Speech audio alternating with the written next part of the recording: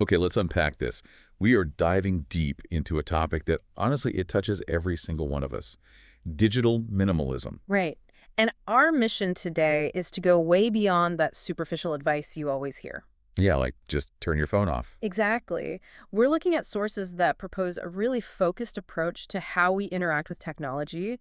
It's all about reclaiming your attention and, your time from this incredibly noisy online world. Sounds kind of revolutionary, doesn't it? It does, but it's about reasserting control. The whole philosophy is making sure your devices serve you, not the other way around. That's the dream. So to really get this, we have to face the problem head on.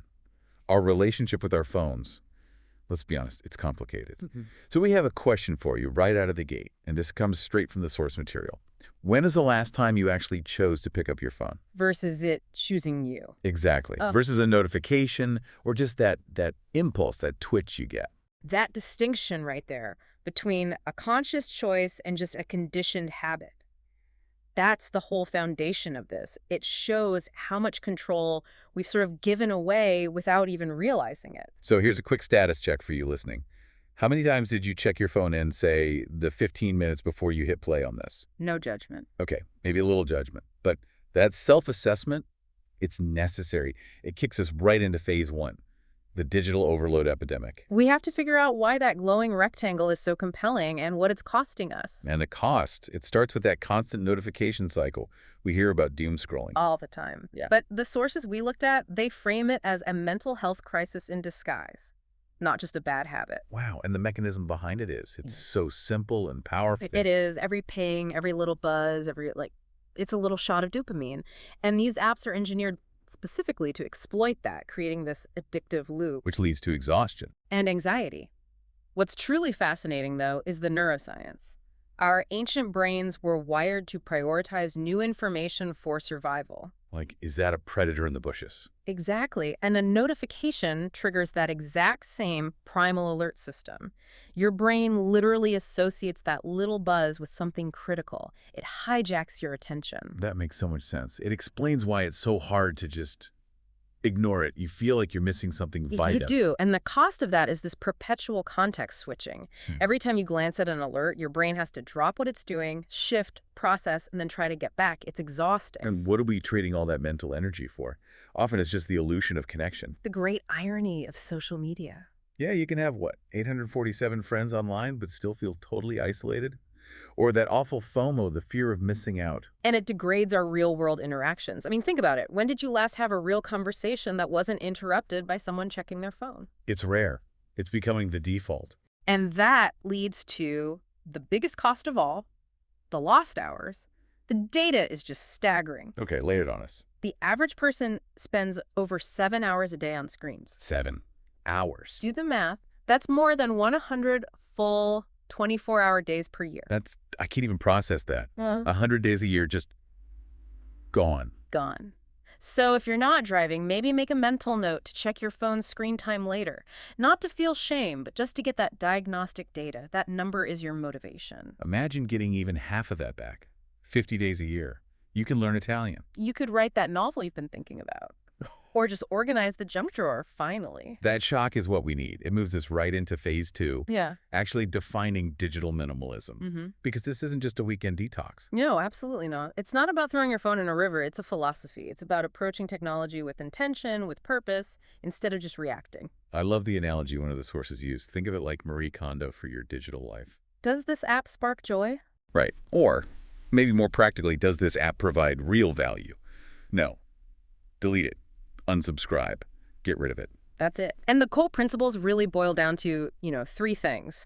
Use tech to support your goals, not distract from them. Okay. Choose quality over quantity. So one planned video call is better than hours of mindless scrolling. And prioritize the real world. Exactly. But that brings up a good question.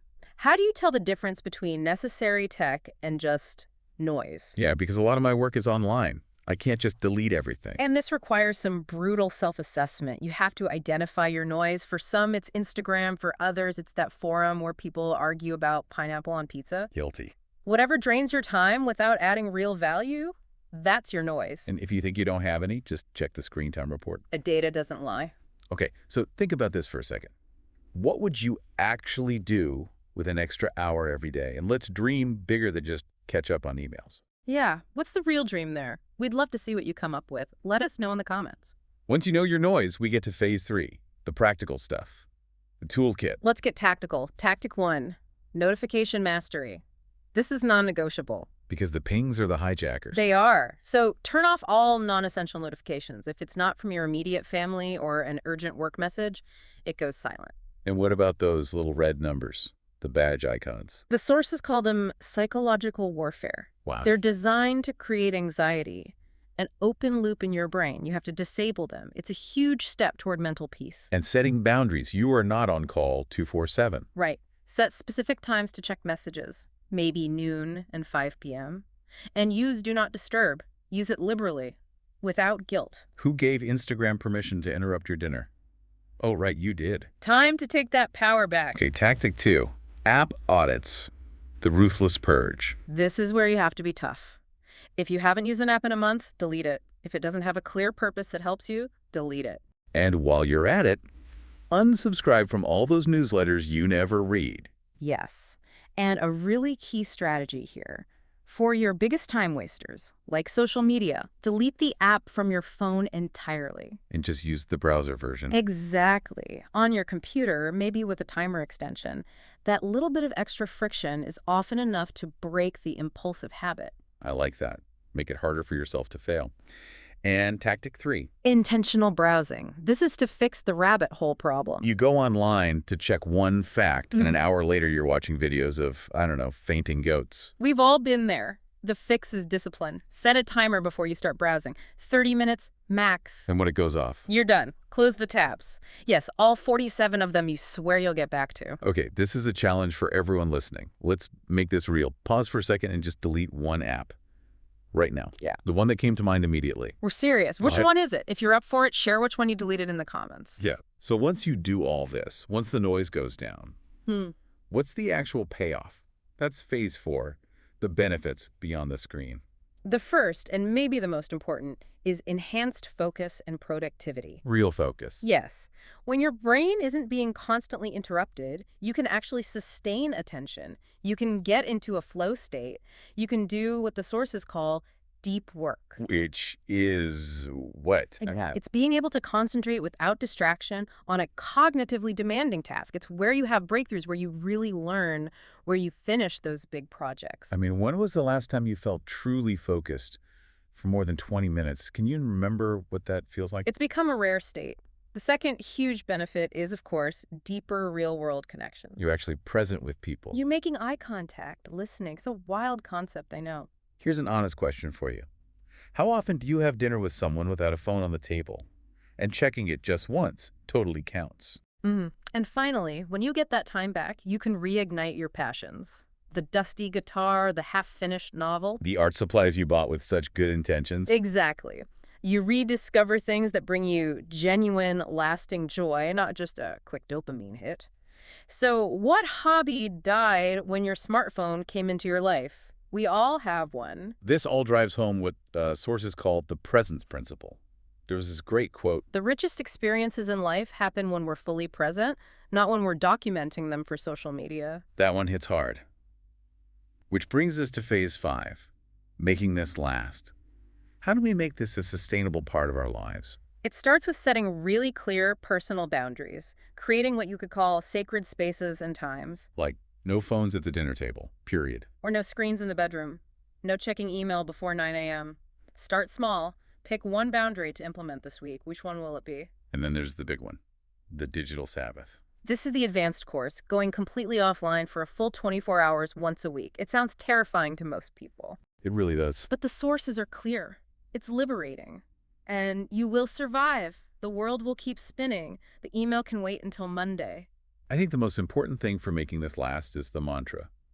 Progress over perfection. Absolutely. You're going to slip up. You'll reinstall an app. The goal isn't to be perfect. It's just to be intentional most of the time. So you have the knowledge now. You have the tools.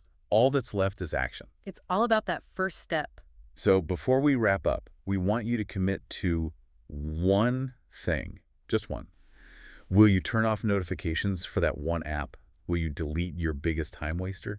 Or maybe you'll schedule your first digital Sabbath. And accountability makes it real. Tell someone, a friend, your partner. Send a text committing to the one change you'll make today. We want to leave you with one final thought to mull over, and it builds on everything we've talked about. If this is all about reclaiming quality attention, not just time, how do we actually measure the quality of that attention we gain back? It's more than just a number on your screen time report. What does high quality, truly focused attention feel like to you? Think about that.